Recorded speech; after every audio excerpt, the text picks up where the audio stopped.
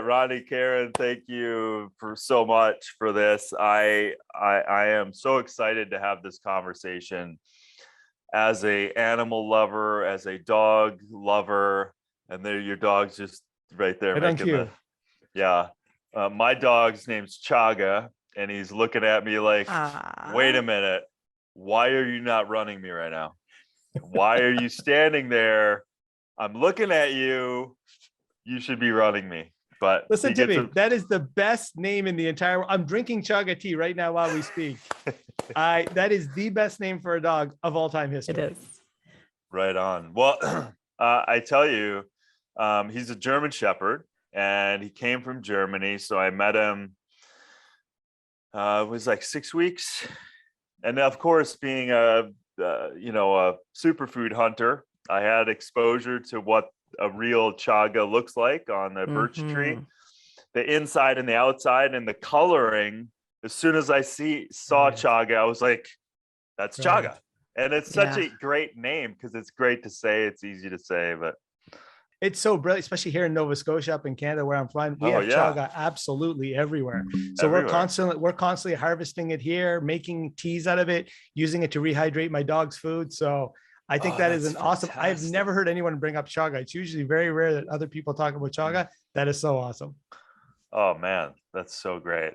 Well, yeah, I mean, chaga has eaten, drank chaga tea, and of course, so well, so it's so good. And this is why this is so exciting, because I always brag to people. I don't really brag, but Chaga, my dog, gets just taken care of as if, as it should be, as he's my child, and he gets everything the best. And I call him King Chaga most times because he demands, the best. But your Forever Dog book, you're both like, oh my God, your CVs and what you've both been dedicated to the research, the kind of the cutting through everything, and so that people can understand how to take care of their dogs nutritionally, how to run them, how to literally not let them sprint down the road of what we're as humans are suffering from, and not let these freaking dogs, how are they not supposed to run into the same issues if we're treating them in the same way we're treating ourselves? So anyway, that's a long way of saying I'm so grateful for both of you and your lifetime of work, as well as just this conversation today. So thank you for being here. We are so excited to be here. It's heartwarming for both of us that we have brothers and sisters around the world in different areas doing their passion.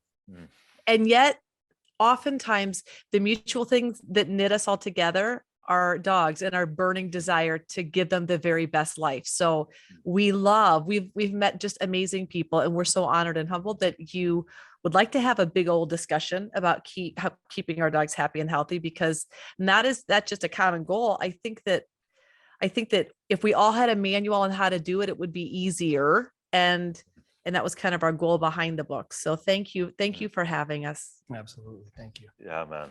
Well, let's jump into it. Let's just first jump into food, right? One thing I've been spending years on now is kind of unpacking these things that we have in our life that we've just thought that are okay, and we've just accepted. And that is also around dog food, right? We've just like, let's just go buy some dog food. My dog's going to be great.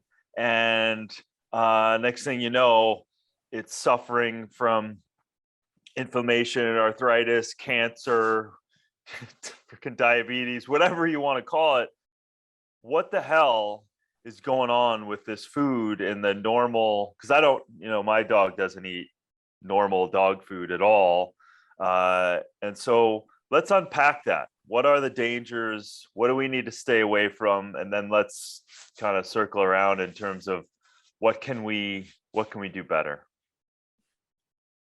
Well, maybe I'll jump in here first, Karen, and then of course you can jump in and smash it out of the park. But Darin, I mean, first of all, that's such an awesome question, and maybe the most searched thing in the entire world when it comes to anybody that's a first-time pet owner. What on earth do I feed my dog? I mean, we all have that question. It's the same question that we're going to ask in households as well. What do I feed myself? And just like religion and just like politics, nutrition is just as visceral. It's almost anytime you start bringing up those debates, I mean, hellfire can break out all over social media. For us, it's kind of very basic, right? If you can just try to look at it in a black or white picture, it's basically fresh or ultra processed foods. That's kind of how we see it. The challenge is, though, when you're talking today's society, in human animal science versus human science. In human science, it's pretty simple. Put as much fresh food in your mouth as possible and try to avoid as much ultra processed food as possible. It's the bare basics there. It's very easy. Any mom knows that with their child. I should be reaching, going into the grocery store, reaching for those fresh foods first before I'm jumping into those cardboard boxes and those additives and those foods that are like shelf preserved and so on and so forth. But in the animal space, in animal nutrition, when you're talking about dogs and cats, it's the complete opposite. It's flipped upside down on its head. It's feed as much ultra processed food as possible because it's science and it's safe, and avoid the refrigerator and avoid fresh products because you give your dog diarrhea or give your dog pancreas, and it scares the life out of people, and people try to avoid the refrigerator as much as possible. How many times do I talk to somebody that says, hey man, I went my whole life and I didn't give my animal any human food, and they feel so proud. So that is the perception that we're constantly trying to flip, Dr. Becker. Wow. Well, and I'll just add to that veterinarians, my awesome colleagues as a whole, we are the last remaining group of health and wellness professionals that still advocate our patients only consume ultra processed food from birth till death. And that's totally asinine. It's the exact opposite of what pediatricians are telling moms, what our health and wellness practitioners are telling us, like decrease the junk food, eat something fresh every day. But the hard stats are this, Darin, about 85% of dogs in North America get the vast majority of their calories only from ultra processed, highly refined foods. They never get any fresh, real, or minimally processed foods. Now, for most North American humans, about 50% of our calories on a daily basis tend to come from fast food or junk food or like ready to eat processed foods. But the other 50%, at least, we have a choice, and we can choose some minimally processed, fresher foods that we actually look at and can recognize as food. My issue is twofold. First of all, animals don't have a choice. They really are held captive in our homes. So we better make really good decisions.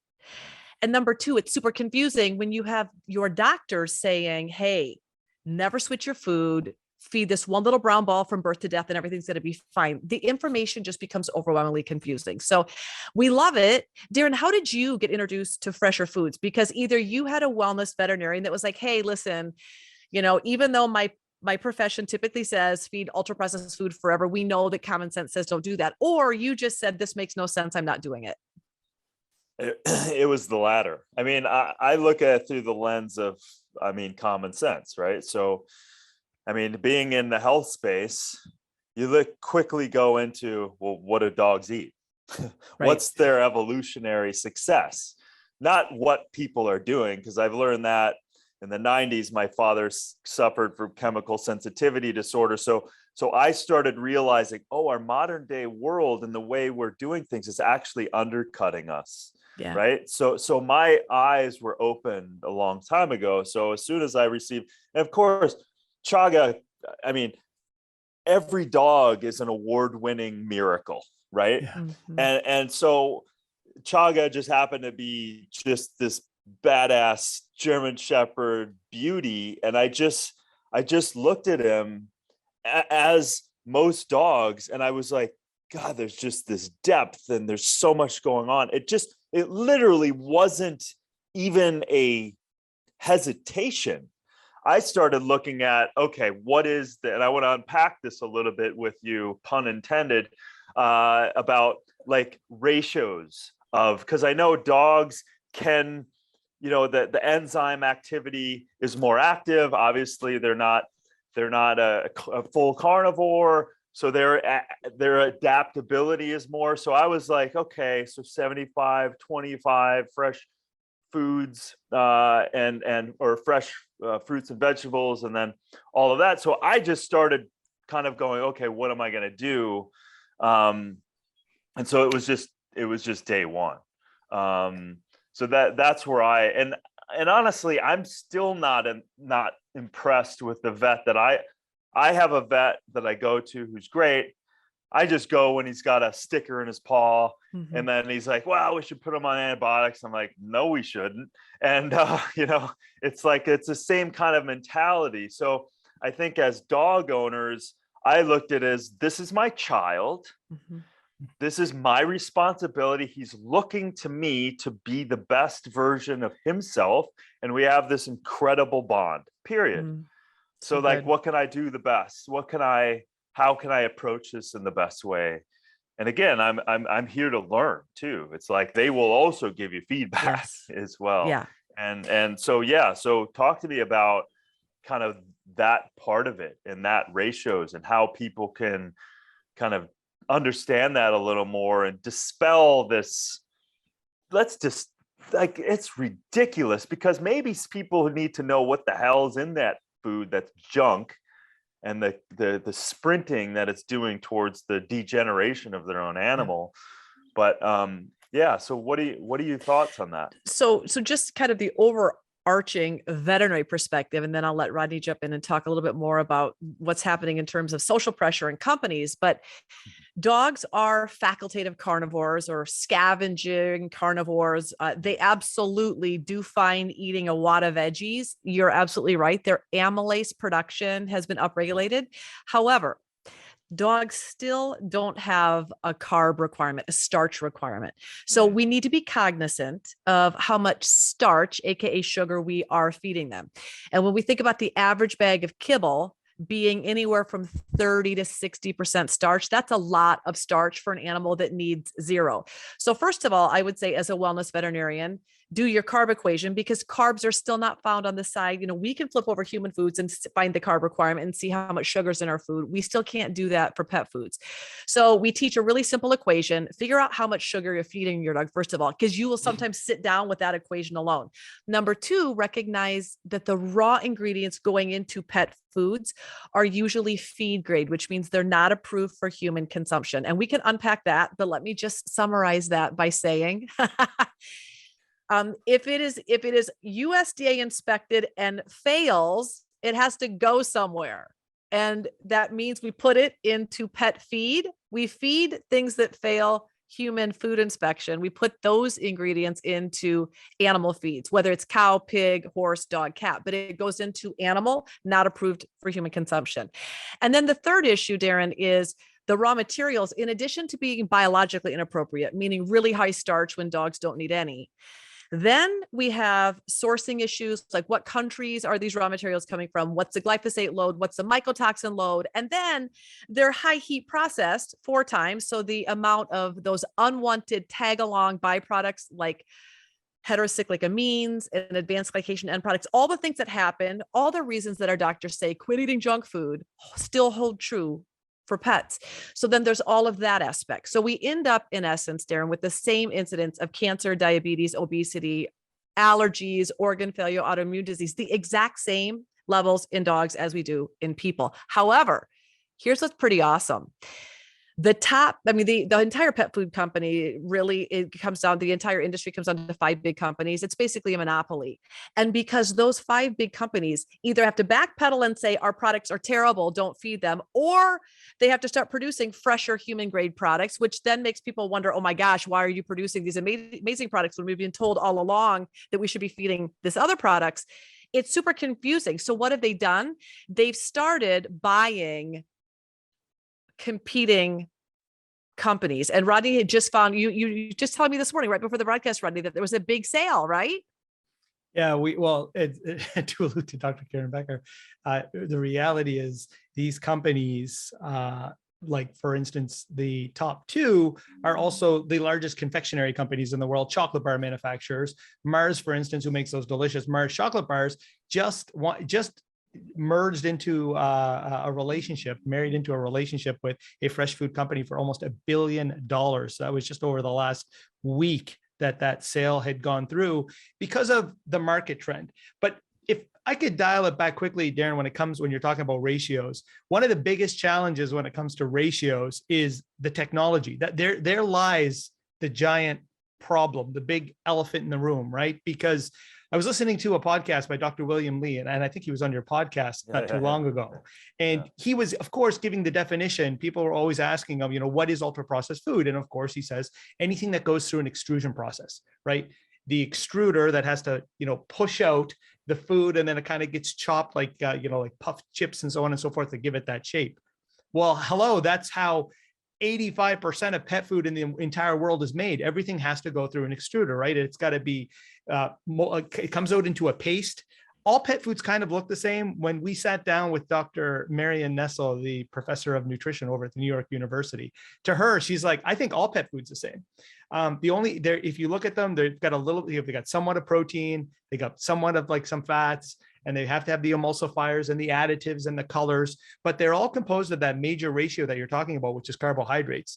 Because without those carbs, without jacking up the carbohydrate content, you can't caramelize that food and get it to come out through the extruder and harden into a little ball, into a little pellet, right? And so these foods have to like escalate to 60 to 70% sometimes of carbohydrates. And get this, the number one source of energy, which is carbohydrates, doesn't have to be listed on pet food. So when you flip over a bag of pet food as a consumer, it's not there. You'll see protein, you'll see fat, and that's where you start to do your comparisons. But the giant source, the giant monkey in the room is not there. You will not see carbohydrates. So for a pet parent, he has no idea what he's actually purchasing. So this is kind of the problem, is the technology. And so for us, Dr. Becker and myself, when we wanted to, we had to step back here for a second. If you look at the science, the problem is it's these big pet food companies are the only ones that can afford to do the science. So who's going out and doing science on the little guy, the carrot out in the field that you pick out, right? So most of the science is done on these ultra processed diets. This is where, when we wanted to put the Forever Dog book together, we said, okay, here's what we're going to do. We're going to set out first and foremost, and we're going to find these long-lived dogs. Like, how old's a dog supposed to live for? How long is Chaga supposed to live for? I, like you, have a shepherd.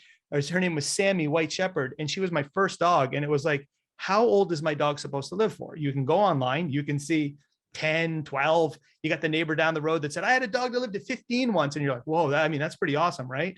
Well, when we started to do our research, we started to find dogs all over Europe that were 24, 25, 26.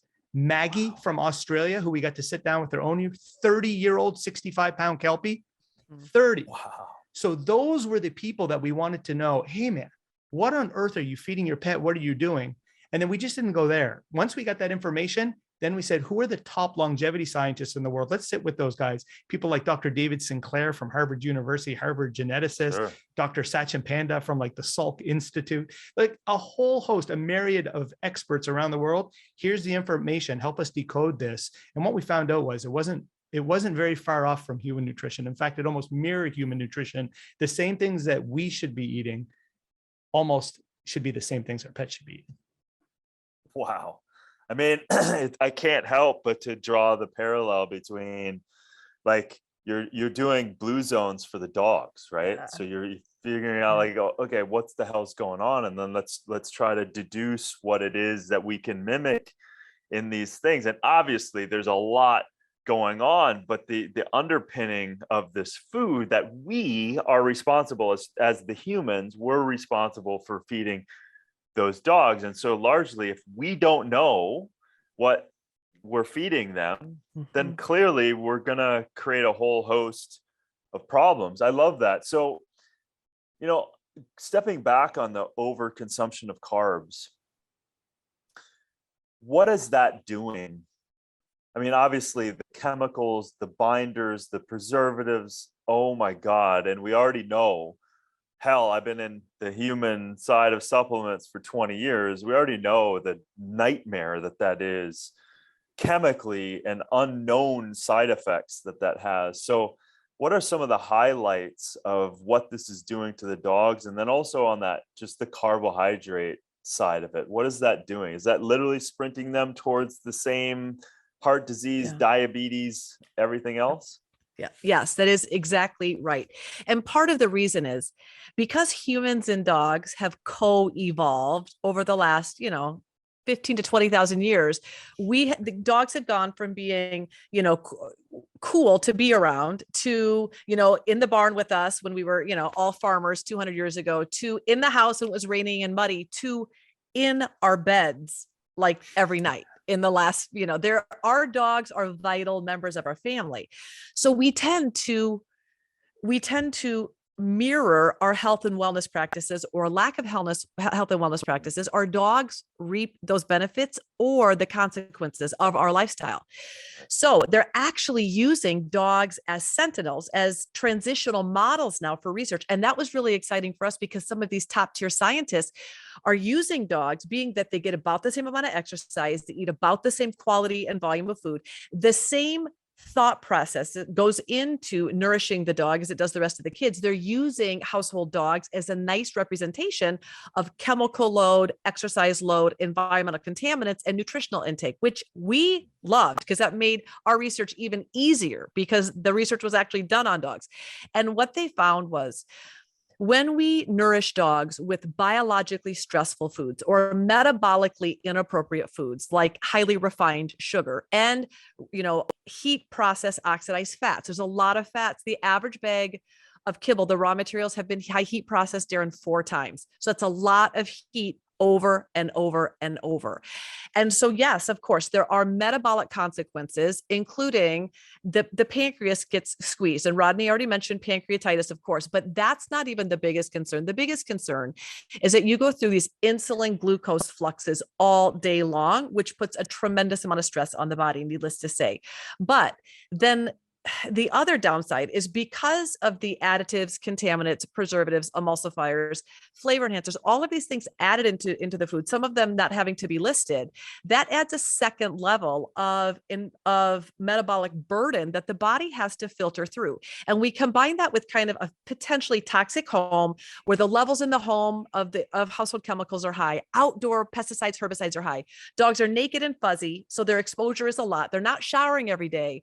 Throw in some water contamination, maybe some polluted air. It's kind of not that big of a stretch to be like, oh my gosh, when you start connecting the dots, our dogs are dying of more degenerative diseases than ever before. And that's the heartbreak. But it also mirrors what we are getting sick from, a lot of lifestyle related diseases. One of the big challenges, of course, to add on to that, especially when it comes to carbohydrates, would be, Darin, we do a lot of citizen science projects where we try to crowdfund and we try to analyze foods. Dr. Karen Becker just put together a study on AGEs, advanced glycation end products. And of course, when you start revving up your carbohydrates, your starches, you got to create that Maillard reaction in a bag of pet food.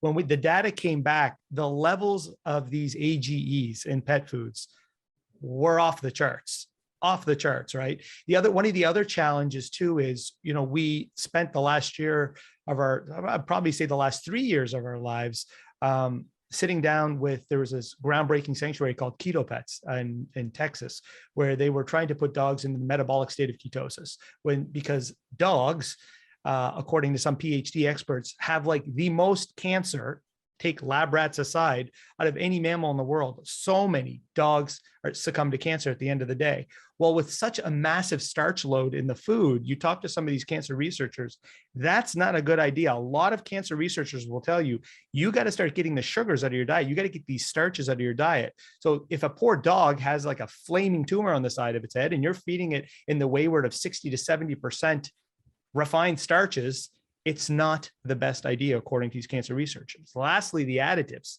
This is where the big problem is, Darin. At least in the human field, we can sit back and we can say, hey, you know what? It's not a good idea to put BHA, BHT, titanium dioxide, red dye number 40. Look, you'll find it sometimes in confectionaries, but in day-to-day, everyday eating of food, these are home run ingredients in pet food that they don't want to remove, right? When you open up a bag of pet food and you look inside and you see all those colors, that's not made for your dog. That's made for you. You want to look down in there. You want to see orange and you want to see the carrot on the bag and you want to be, oh, there's carrots in my bag of pet food. You want to see green and then you see broccoli on the cover and you're like, oh, that's the broccoli that I'm looking at. all of those dyes are not only a major issue, but some of them are carcinogenic and removed out of human food, but in the animal space, completely different. I mean, lastly, I mean, this is kind of how Dr. Karen Becker and I met. And, you know, nobody else was sort of talking about these things. I shouldn't say nobody, but it just wasn't loud enough. And quite recently, the Environmental Working Group came out and said, hey, titanium dioxide is not a good idea. It's mutating DNA. That is like a major ingredient in a lot of pet food because you got to whiten the pet food to add the colors. No one's removing it. And so it, you know, these things kind of fall into our laps to highlight. So additives are a massive problem in the pet food space. Wow. I mean, it's unfortunately, it's just more of this insanity, again, that we've gotten used to. This is what the dog food looks like. This is what it is. This is what we've used, all of this stuff. And that's where I'm so grateful for what you all are doing, that you're illuminating and bringing attention, because I think for us as humans, we do something long enough and then we kind of become this drone to it all, right? This kind of like, it's just a habit. It's in the background. And so this is the food I buy. Here's it's time to eat. And we just go about. And if we don't disrupt those patterns, we're sprinting our dogs towards this pro-inflammatory, pro-cancerous, pro-diabetic, just annihilation. And that's where it's like all of these things, when you really draw down to it, and I'm listening to you guys going, it's insane. It's absolutely, utterly insane that we have somehow allowed this to be, and that these companies now are billions of dollars. They own most of the stake, and it's okay. Well, clearly, it's insane. Like, and to feed everybody loves their pets, right? And obviously, the rare occasion where people aren't even, you know, on the fringe, but everybody loves their freaking pets. They do. If you knew what the damage you were doing, sometimes there's an argument that they will take better care of their pets than themselves, right? You see that all the time too. But maybe if you take care of your animal, then that would reflect back to you. You should take care of yourself. But that to me is like, we need to shut our voting rights down with our money as a society, to shut these doors. And to your point, Habib, that to take their trajectory and take them towards a better place as a consumer base. And like, we have to demand this stuff. We can't keep this shit in the closet anymore. I mean, no one wants to see their dog dying of cancer, you know, 25% less life because of that. Like, it's insane. It's just, it makes me crazy, because every industry, and now we're dealing with these souls that we get to interact with these beautiful canine bodies, and then we're just acting delusional about it. You know, it's just, you know, I think one of the biggest heartbreaks for me, Darin, is watching people struggle with regret. Regret is awful. And it's clear that you have gone from confusion to empowerment, and you're making good decisions for Chaga, and you feel confident. You have the knowledge you need to make good decisions. You have the background you need to feel confident in feeding what you're feeding. And I'm so thankful. If everyone was as passionate about educating themselves as you are, then we would be in a totally different situation with the health and wellness of dogs around the world. But for me, one of the most powerful interviews we did was with Dr. Tim Spector, who's a very well-known microbiologist out of King's College. And he's famous for a lot of things, but one of them was the fast food microbiome study, where he made his kid eat McDonald's for, I think, a month. And at the 2-week mark, his kid's microbiome crashed, like totally plummeted. You know, diversity collapsed, colonies collapsed. It just was really bad.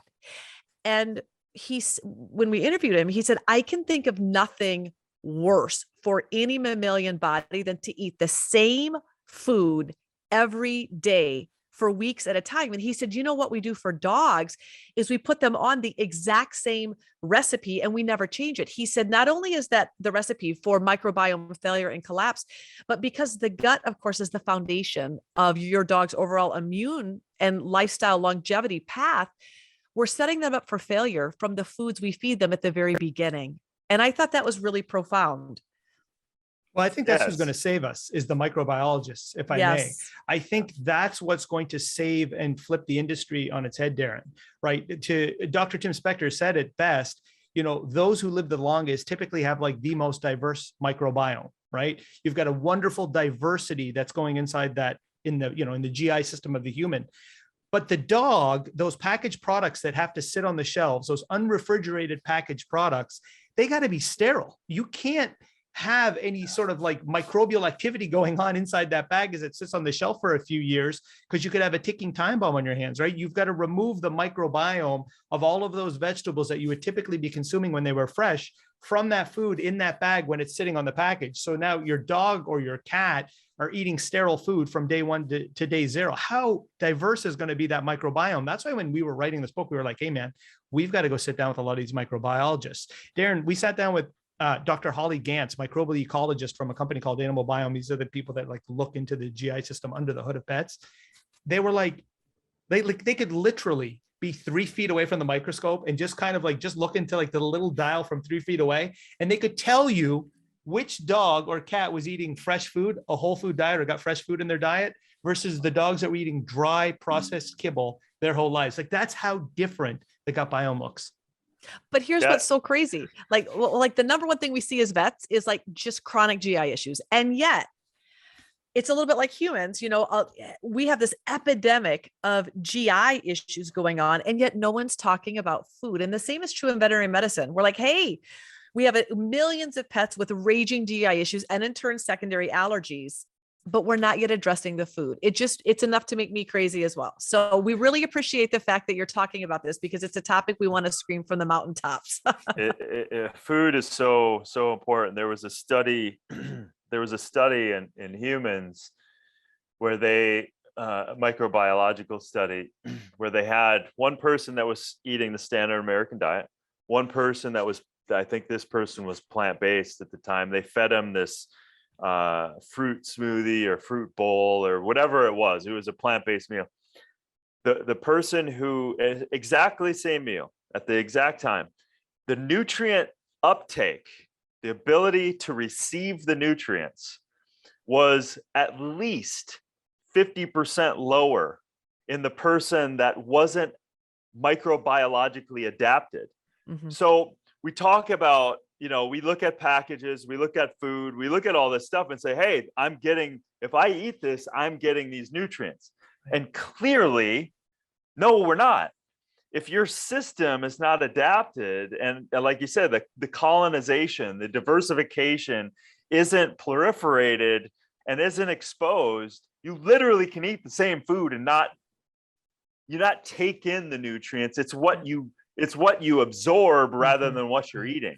And it's all the microbiome. So it's exactly the same thing for these animals. And so like it takes a little bit, right? So let's unpack that so that people aren't sitting here going, oh shit, okay, so what the hell do I feed my animal? Let's give them some examples of that. Yeah. So first of all, we have to say that because everyone's financial situation is different, generally speaking, my gut response to that's probably the number one question people ask me is, oh my gosh, what should I be feeding? Feed the best, freshest food you can afford to feed, and then rotate the crap out of it. You cannot give your dog too many bites. When you open the fridge, the only thing you can't give your dogs, no onions, no grapes or raisins, right? No chives, don't give chives or onions, none of that.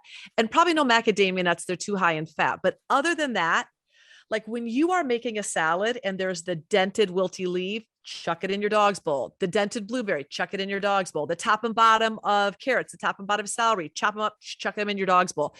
We should be recycling every dented, bruised piece of fresh fruit and veggie that we're going to remove. we should be recycling everything into our dog's dish, because that at least is giving them one little bite for free that we would otherwise be throwing out, that begins the diversification and that whole beginning to introduce fresh living whole nutrients in a form that our dogs can readily accept and absorb. Now we're cooking, but that process has to start slowly, Darin, especially if the body has never had any new food.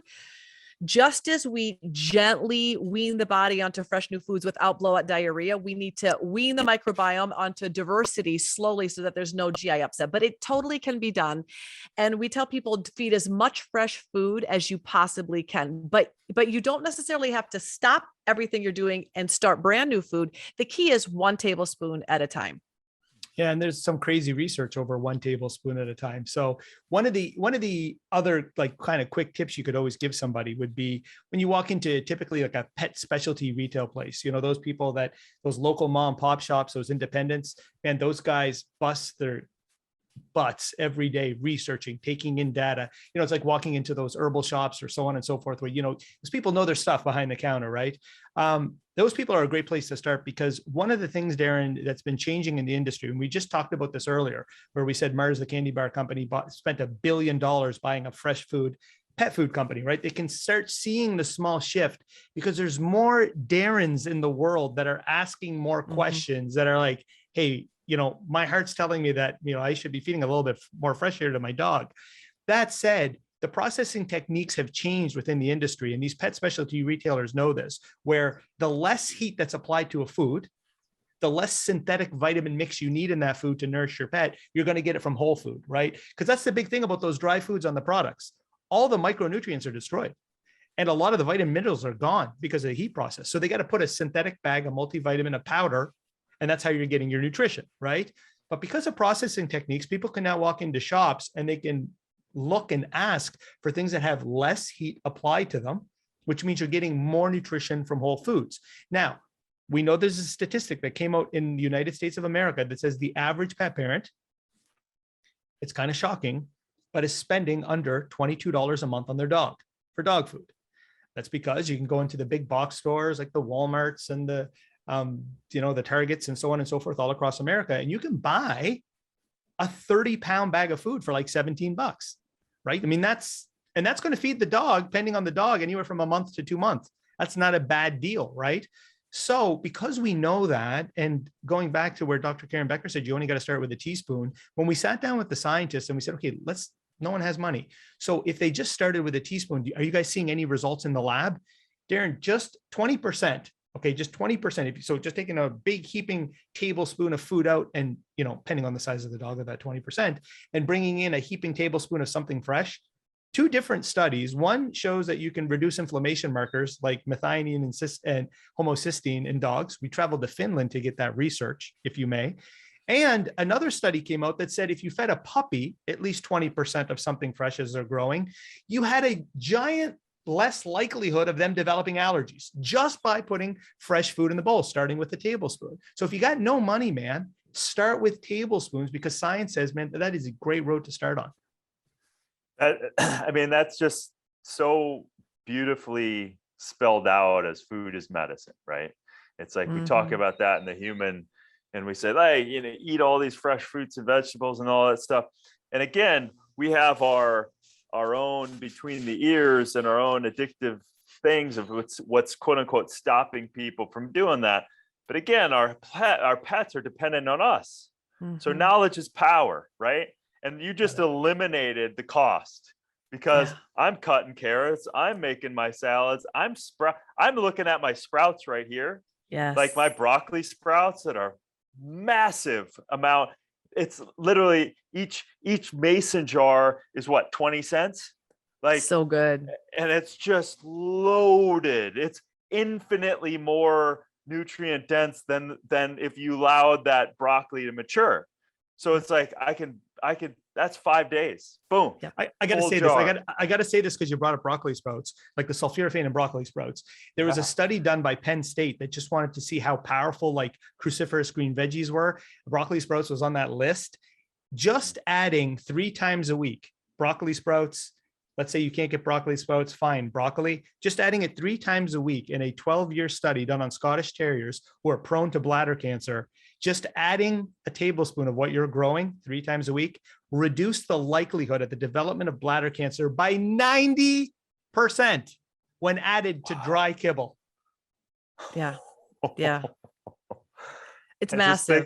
think it's unbelievable. And that's what it is.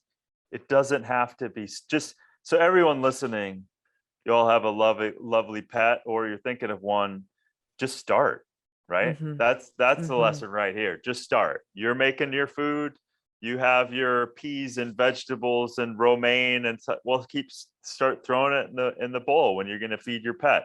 Grow some broccoli sprouts. It takes nothing, and just start. Don't feed them the onions and the chocolate and like all that stuff. Right. But that's the simple stuff. And again, we have to break habits. Yeah. We have habits and system failures, right? That's what's causing us to walk down these same paths. And that's why these types of discussions are so important. Like, of course, I'm walking away going, I can be a lot better, right? Yes. I can do a lot better, even though I don't even want to tell you how much money I spend on Chaga's freshest organic food and meat and all of that stuff. And also I spin his water, I structure his water, it's hydrogenated water. I add fulvic minerals to his water. All of his water is dark and black and fulvic minerals. Like he doesn't even know. And plus we can probably get into it. We've got 50 acres here and I run him 10 times a day. So Chaga, I look at him and I'm like, dude, whatever karma you created, I'm certainly glad it's me, but man, you did something right, dude. So good. Darin, I know you're Blue Zone savvy. So you'll find this very interesting. Rodney and I, one of our biggest questions we had to some of these top longevity experts was, we know that dogs' DNA is tweaked. Humans have done a lot of DNA damage. We breed brother and sister and mother to son. Humans have really tweaked dogs badly. So our question was, okay, so let's just, given that, all dogs have some genetic flaws. Okay, fine. What are the epigenetic triggers that we are still in control of as dog guardians? Like, do we just throw in the towel? And every longevity expert said, oh my gosh, not only no, we don't throw in the towel, that about 80% of a dog's potential to express some of these lurking genes is all based on the environment they're in, the water they drink, the exercise they get. But additionally, Darin, a lot of the top researchers wanted to talk about a dog's social life. And I thought you'd find this really interesting, because when we think about exercise, like the last 2 big factors, yes, nutrition, of course, but a dog's social life and a dog's exercise and a dog's emotional, mental well-being totally plays into longevity. And I think that those are also some pieces that we tend to forget as owners. Yeah. What are your thoughts on that? What are your thoughts on exercise and ideal movement and stuff like that? Well, when you said 50 acres, first and foremost, my brain goes right away to Maggie, the 30-year-old Kelpie. What we found was, Darin, and Bushki, the 27-year-old dog from Hungary. A lot of these dogs that lived into their late 20s and early 30s lived on farms where they had free roaming, free range to move around, right? In the case of Maggie, her father was a dairy farmer, her dog dad, and he would literally get in his tractor and he would go from one side of the farm to the other and she'd follow from behind. And when we asked him, we sat him down, we're like, how much exercise is that dog getting, right? He's like, well, from one side of the farm to the other is 5 kilometers. And so I go there and I come back. I was like, holy smokes, your dog's getting 10 kilometers of exercise how many days a week? He goes 7 days a week. I'm like, 10 kilometers, 7 days a week? He goes, no, I go twice a day. 20 kilometers of exercise. Now, I'm not saying everyone should go out there and give their dogs 20 kilometers of exercise, but they were free roaming, right? The other thing that happens too, with your dog being able to go outdoors and roam like that, is we would talk to a lot of longevity microbiologists who told us that, when you're out and you're moving, especially out in the woods, you're picking up on a bacteria in the soil called fusobacteria, and you're getting it all over your dog and all over yourself. But that prevents the likelihood in the development of allergies. And if your dog does have allergies, it helps alleviate by getting more diversity on the dog, by your dog getting out and doing those woods walks, which of course, is fantastic for you. But one of the things that also pairs itself with exercise, is like stress. When we traveled to Sweden and we sat with Dr. Lena Roth, one of the things that alarmed scientists, what they found in Sweden, was that once Chaga is with his dog Darin, his dad dog Darin, and they're together, Chaga will synchronize his cortisol levels to his dad's levels in long-term studies, meaning your dog mirrors you on those stress levels. And heck, man, getting out and moving around, especially in a big acreage or getting out in the forest or whatever the case may be, not only will reduce your stress, but it also reduces the stress levels of your dog. And I don't got to tell you what stress does to longevity, health span, and lifespan.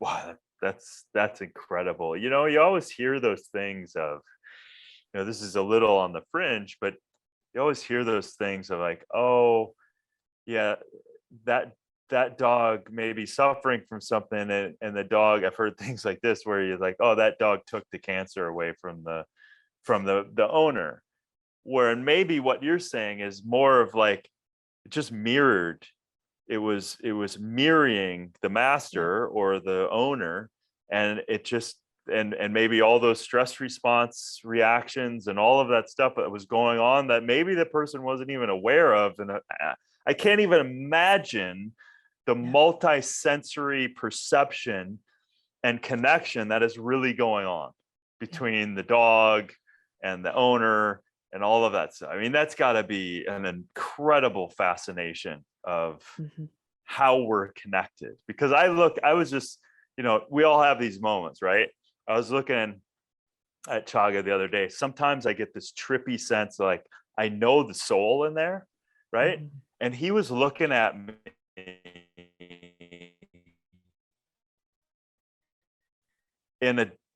sometimes it's just a little more, we're looking at each other's eyes, and I'm like going, and there's a lot of communication, and it just like, and it stops. You know, sometimes the dog's kind of, it's moving around and blah, blah, but then boom, it's just like, whoa. And we had that some point yesterday, and I'm like literally inside his eyes, and I was just like fucking just so touched, right? But anyway, it's more to speak to like all of the connected points that is going on. It's fascinating. What do you guys think about some of that?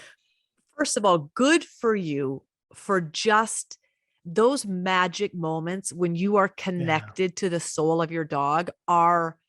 First of all, that's soul food for you. You're nourishing your cheese, something fierce then and there. I mean, that's but so many people don't take the time to stop and really milk those magical moments in.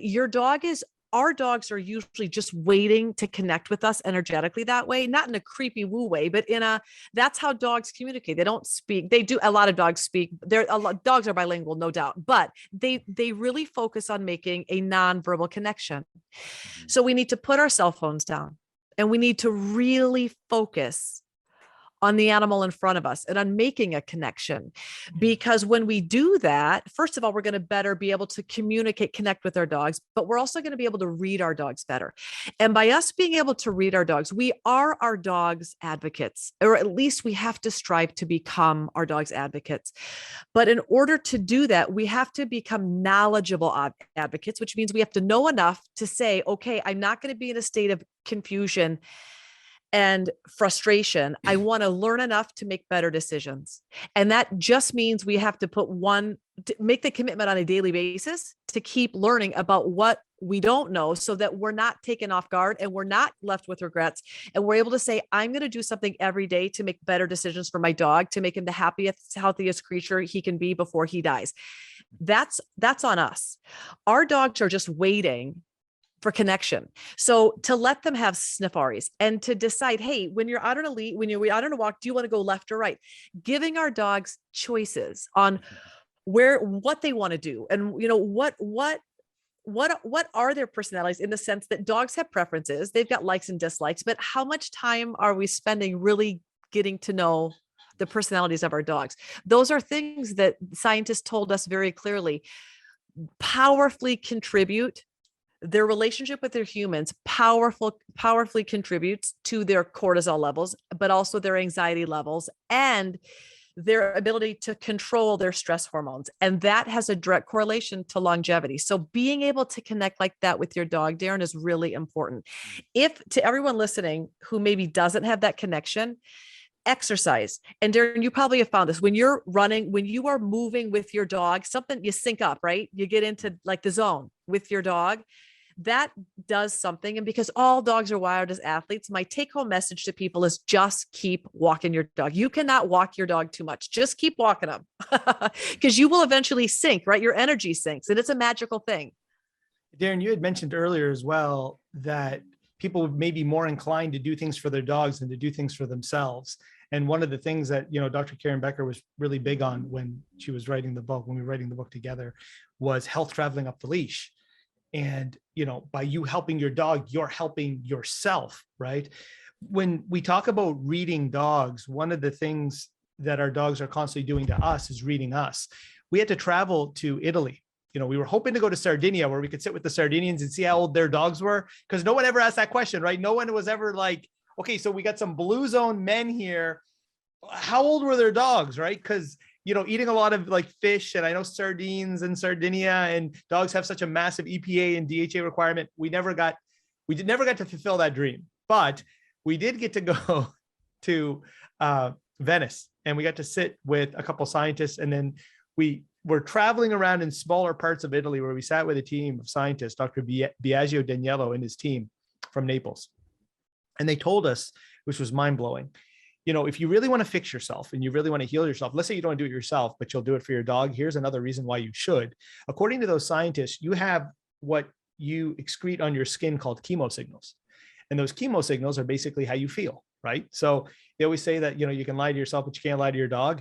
So if you're super stressed, these scientists found that your dog can sniff out those chemosignals on you. And within seconds, Darin, they become those emotions. They mirror those emotions within seconds. The other factor was, let's say you had a bad day. So let's say you had like a blow up fight at work with somebody and it didn't go well, but you're kind of over it and you come home. Like when you open the door and your dog comes in, he's analyzing you from top to bottom. He's sniffing you. He's collecting data, information. He can smell the chemosignals. Even if you argued with somebody hours ago and you're over it, your dog can smell that and actually transform into that emotion. So I always tell people all the time when, they're like either super depressed or angry or whatever, and I know they really love their dogs, a great way how I can try to shift their mindset is, hey man, your dog can smell those chemosignals and become those emotions. So if you want to try to zen out for your dog, zen yourself, because you'll be helping your dog.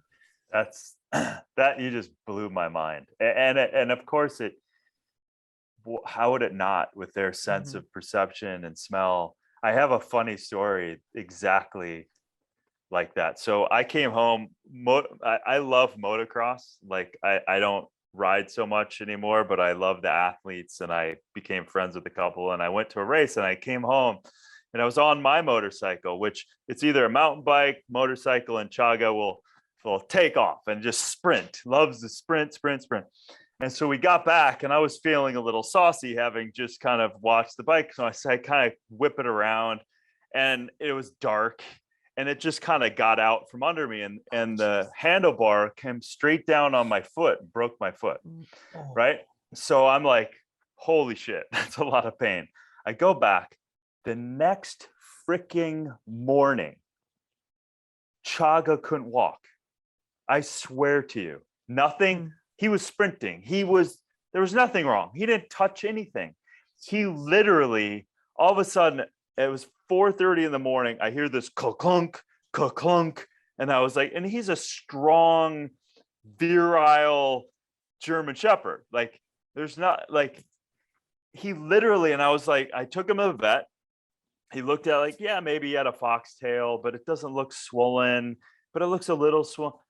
There was no sign. He couldn't find anything. And he wanted to put him on antibiotics again. I said, no, but literally have a broken foot. I have to pick him up and bring him outside to pee for like but it was that phenomenon. There was no, and then all of a sudden he could walk, but it was 5 days. And of course it took me a lot longer to heal. There is no other explanation. It was the strangest. I was like, you gotta be kidding me. How are you not? So he's literally holding his paw. It was crazy. Crazy. The stat that blew my mind, similar to this, but on a worldwide level, was the emotion of anxiety, that we're at about 80% of people in North America will relate to having some component of an anxiety response. And we're at about 80% of pet owners saying that they would classify their dogs as having a component of anxiety. So that one emotion alone that mirrors each other, that's reason alone, as Rodney mentioned, that when we think about, well, if people listening think, well, I've had anxiety my whole life, what does it matter? Well, when your dog is chewing your couch and chewing your drywall and having meltdown, when your dog is picking up on that, dogs are amazing little barometers, little reflections of our lifestyle, our emotional state, our mental state. They're really good at mirroring what they're picking up on. So rather than being frustrated or angry at them, I would encourage us to all use them as beautiful barometers of how we can work on our own stuff.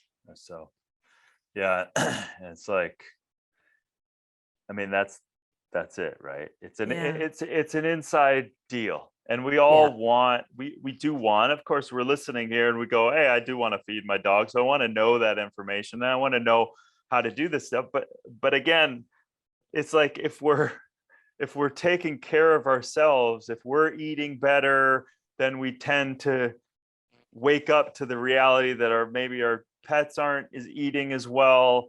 And then this component, I think what you're saying is so powerful, because again, we want to run from pain. We want to run from anger, fear. We want to run from it. But unfortunately or fortunately, we have this reflector, right? Any relationship, but this one, obviously, it's there, it's bonded to us, and it's gonna send that back. And it's not coming by way of an argument. It's just right. Yeah. And I think that what So a self-determining, enlightened principle, if we're willing to kind of look at this as a way to be a up level ourselves, but at the same time, it's then taking care of our pets. And what a great idea. Mm-hmm. Mm-hmm. Yeah. Well, I feel like this is like one of many conversations, because I'm so fascinated with this, and I again, I love the work that you're doing, and I can't wait for more people to understand that, and to be able to nourish our furry friends, and at the same time, like, nourish ourselves, which is then nourishing them. Is just the space we need to go, and they're such a gift. And you guys are such a gift, and I'm so grateful for this conversation. Well, thanks so much for having us, Darin. I mean, like I say, ultimately, and for us, it's that ultimate dream of keeping Chaga and my little dog, Shubi, and all our dogs all over the world with us for as long as possible, right? Because just that thought of the day that they've got to leave us, that's the biggest tragedy in all of life, that they only get to be with us like 1/7 to 1/10 of our lifespan, right? That is a depressing thought. So whatever we can do, whatever, science can help, that's one of the most awesome things. I'll leave it with this, was when people asked us, how did you sit with these people? How did you get these scientists? How did you get into the door? When podcasters would interview us and be like, I've tried to get these guys onto my show, I can't do it. It was because of the love of their dogs. Anytime you message somebody, anytime you call somebody and you're like, hey, I'm writing a book about dog longevity. I know you love your dog. I love my dog. Do you want to share something? Like, the doors just opened up, like Pandora's box just opened up, which is so magical. So, at the end of the day, we all want 30-year-old dogs, like dogs in Australia, like Maggie. And so, we'll keep striving and we'll keep pushing, and science will keep pushing forward. And as long as we can get the basics in the animal world, eat less, eat fresher, move more and more often, we're going to be on a good road. Yeah. Yeah. Well, and Darin, I just want to say thank you. I love the fact that you have a lot of wisdom on a lot of different subjects, but we are so thankful that you are a dog lover, because what that means is that this conversation is important to you. And we're very thankful that you're open and willing and excited to talk about including animals into happy, healthy homes. Our animals are gifts that we are solely and completely responsible for. And our goal is to have dog owners never have to say, if I only would have known this information sooner. We don't ever want to hear that. And so our goal in writing this book is to provide a blueprint for people that say, listen, I don't know enough, but I want to know more. Help me out. It's exactly why we put this information together. We're so thankful you love your dog as much as you do. We're so thankful. Oh, thank you. And again, let's use this as information, and everyone can use this information from your book, Forever Dog. And we literally can extend our dog's lives and extend a healthy dog's life. And so who wouldn't want to participate and uncover how they can better do that? So my heart to yours and all of your dogs. I appreciate it, and I'm very grateful. Thank you. Thank you.